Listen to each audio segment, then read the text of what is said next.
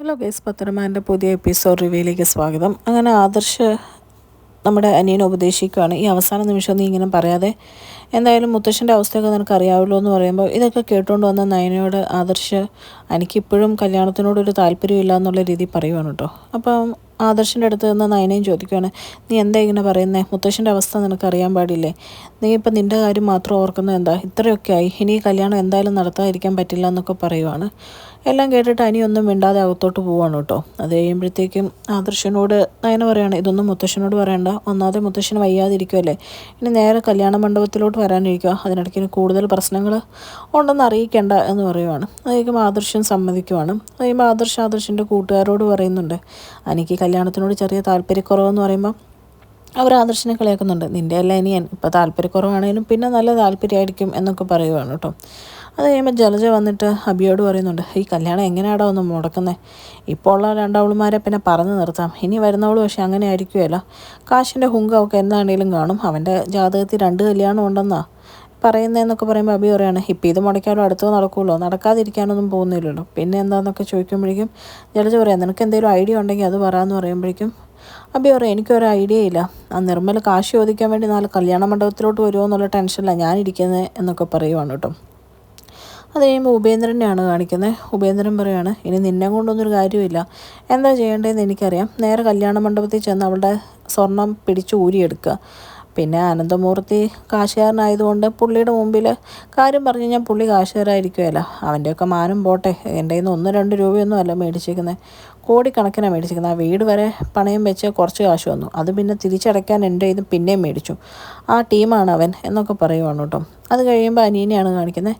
അനി വന്ന് നന്ദുവിൻ്റെ അടുത്തോട്ട് വരുമ്പോൾ നന്ദു പറയാണ്, അനി എൻ്റെ അടുത്ത് ഇങ്ങനെ കാണാൻ വേണ്ടി വരരുതെന്ന് ഞാൻ എത്ര തവണ പറഞ്ഞതാണ്, ഇത് എത്രയും പ്രശ്നമാവുമെന്ന് എനിക്കറിയാൻ പാടില്ലേ, എങ്ങനെയൊരു കല്യാണം ഒന്ന് കഴിഞ്ഞാൽ മതി, ഇനി അനി എന്നെ ബുദ്ധിമുട്ടിച്ച് കഴിഞ്ഞാൽ ഞാൻ ഇവിടുന്ന് പോവും, എന്നിട്ട് കല്യാണത്തിൻ്റെ സമയത്തേ വരുള്ളൂ എന്നൊക്കെ പറയുവാണ് കേട്ടോ.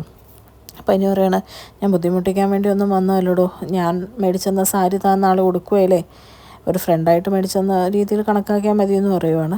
അപ്പം നന്ദു പറയുന്നുണ്ട്, സാരിയൊന്നും ഞാൻ ഉടുത്തിട്ടില്ല, അതൊന്നും എനിക്ക് അത്ര വശമില്ല എന്ന് പറയുമ്പോൾ അനി പറയുന്നുണ്ട്, എന്നാലും എൻ്റെ ഒരു ആഗ്രഹം കൊണ്ടല്ലേ തന്നെ ആ വേഷത്തിൽ കാണുന്നു, എനിക്ക് ആഗ്രഹമുണ്ട് എന്നൊക്കെ പറയുവാണ് കേട്ടോ. അപ്പം നന്ദു സമ്മതിക്കുവാണ്, നോക്കാം എന്നുള്ള രീതിയിൽ.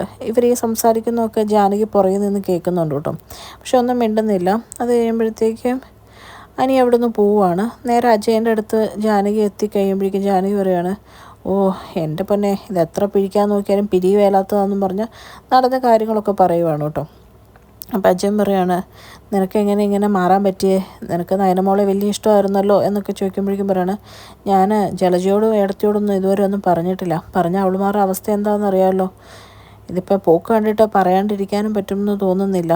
പിന്നെ നയനെപ്പറ്റി ഞാൻ അങ്ങനെയൊക്കെ വിചാരിച്ചുകൊണ്ടിരുന്നത്, പക്ഷെ ആരും ശരിയല്ല, നമ്മുടെ മോനൊരു നല്ലത് വരുന്ന ആർക്കും ഇഷ്ടമില്ല, പിന്നെ അവളുമാർക്ക് 3 പേരും കൂടെ ഒരുമിച്ച് ഇവിടെ ആണെങ്കിൽ അതായിരിക്കുമല്ലോ കൂടുതൽ സുഖം, അതെനിക്ക് ഉറപ്പുള്ള കാര്യമാണ് എന്നൊക്കെ പറയുവാണ് കേട്ടോ. അപ്പോൾ അജയൻ പറയുന്നുണ്ട്, കുടുംബത്തിന് കലഹം ഉണ്ടാക്കാൻ ഇനി നീ കാരണമാവരുത്, എനിക്ക് എന്തായാലും നയന മോളെ പറ്റി അങ്ങനെയൊന്നും തോന്നുന്നില്ല എന്ന് പറയുവാണ്. അത് കഴിഞ്ഞ് വേണു അനാമികേനെ ഉപദേശിക്കുവാണ്, മോളെ കല്യാണം കഴിഞ്ഞ് വിരുന്നിന് വരുമ്പോഴേക്കും ഒരു 19 പവനേലും തിരിച്ചു കൊണ്ടുവരണം, അത് കൊടുത്ത് പണയം വിൽക്കുകയോ ചെയ്ത് കഴിഞ്ഞ് കഴിഞ്ഞാൽ ഒരു 250 കോടി രൂപ എന്തായാലും കിട്ടാതിരിക്കുമല്ലോ, തൽക്കാലം ഉപേന്ദ്രൻ്റെയും മറ്റുള്ളവരെ അടക്കി നിർത്താൻ വേണ്ടിയിട്ട് അത് ഉപയോഗിക്കാം. പിന്നെ കല്യാണം കഴിഞ്ഞ് 3 ബ്രാഞ്ച് അനിയനെയാണല്ലോ ഏൽപ്പിക്കുന്നത്, നീയും അതിൻ്റെ കൂടെ കയറി പറ്റി, എങ്ങനെയാണെന്ന് വെച്ച് കഴിഞ്ഞാൽ ബാക്കി അച്ഛൻ പറഞ്ഞു തരേണ്ട കാര്യമില്ലോ, അതനുസരിച്ച് പയ്യെ അവിടുന്ന് ഓരോന്ന് അടിച്ചു മാറ്റിയോ എങ്ങനെയെങ്കിലും ഒക്കെ നീ ഞങ്ങളെ സഹായിക്കണം എന്ന് പറയുവാണ് കേട്ടോ.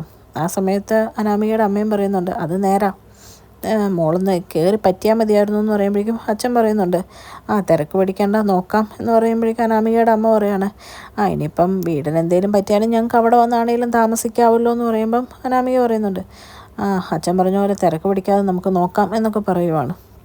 അത് കഴിഞ്ഞ് കാണിക്കുന്ന അനീനെയാണ്. എനിക്കൊരു ഉറക്കവും ഇല്ല, സമാധാനവും ഇല്ല, അവളെൻ്റെ ജീവിതത്തിലോട്ട് വന്നു കഴിഞ്ഞാൽ ഇപ്പം തന്നെ ഭരണമാണ്, ഇനി എൻ്റെ ജീവിതം എന്താവും, എനിക്ക് അവളെ ഒരിക്കലും ഉൾക്കൊള്ളാൻ പറ്റില്ല എന്നോർത്തിങ്ങനെ ചിന്തിച്ച് ഉറക്കം പോയിരിക്കുവാണ് കേട്ടോ അനി. അതേ സമയത്ത് നന്ദു ആണെങ്കിൽ നാളെ അനിയുടെ കെട്ട് കണ്ട് കഴിയുമ്പം താലിയിട്ട് കഴിയുമ്പം എൻ്റെ മനസ്സിനൊരു ആശ്വാസം ഉണ്ടാവും, പക്ഷെ അത് ഞാൻ എങ്ങനെ കണ്ടുകൊണ്ട് നിൽക്കും എന്നൊക്കെ ഇങ്ങനെ ചിന്തിച്ചുകൊണ്ട് നിൽക്കുവാണ് കേട്ടോ.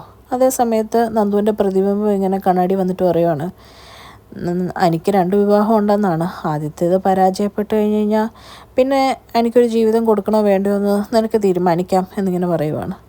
എന്നിട്ട് നന്ദുവിനോട് പറയുന്നുണ്ട്, പക്ഷേ ആ സമയത്ത് അനിയൊരു രണ്ടാം കെട്ടുകാരനായിരിക്കും, അത് ഓർത്തിട്ട് വേണം എന്ന് പറയുവാണ്. അങ്ങനെ ചിന്തിച്ചുകൊണ്ടിരിക്കുന്ന നന്ദുവിനെ കാണിച്ചുകൊണ്ടാണ് കേട്ടോ ഇന്നത്തെ എപ്പിസോഡ് അവസാനിക്കുന്നത്.